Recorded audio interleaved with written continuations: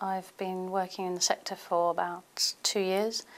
I'm currently working as an ICT project coordinator at Merlin, and I trained as an intern as a medical logistician. I had worked for many years in the commercial sector and had started to realise that it wasn't satisfying what I believed to be my need to do good work or sort of apply a sort of a bit more of a social conscience. I did a course with RedR. I networked. I read as much as I could. I met as many people as I could. I applied for everything going. Initially, I thought that with my engineering background that I would have no problem finding a job.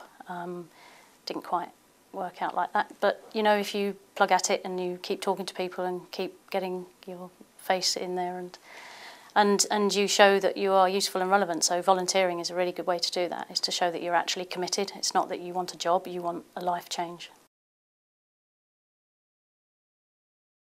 It's highly competitive. The internships themselves, even though you don't get paid, hundreds of people apply for them.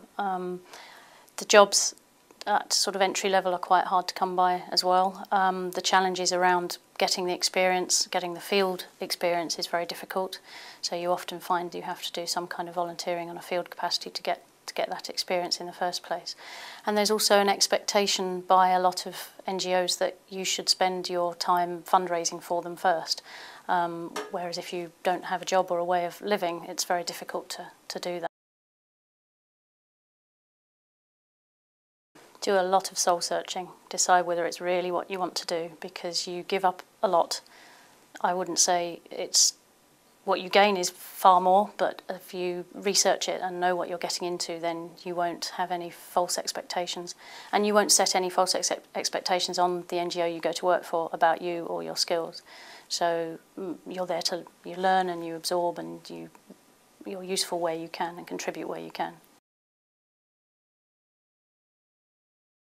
If they were like me and they had absolutely no preconceived ideas or background knowledge of what it was to work in the emergency sector, then it's an absolutely fantastic way to get a very broad spectrum idea as to what's involved, what skills you need, how you can match your skills to the needs, and to make sure that people go about it in a sort of managed and coordinated way rather than just sort of packing their bags and rocking up at an emergency.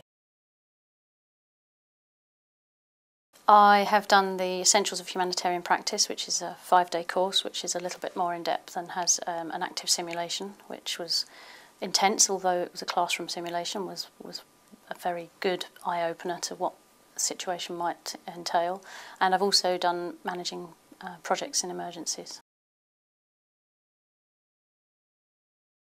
For me, I know when I get up every morning that the job I'm doing is valid, is a good job. I never don't want to get up anymore. I don't mind spending 2 hours at the beginning and the end of each day on the train, because for me the rewards are immense. Spending time in Haiti and working directly with the beneficiaries, especially the children, providing them with primary health care and medical support, and working with maternal health was very, very rewarding, because I got to directly see how our work was benefiting those communities.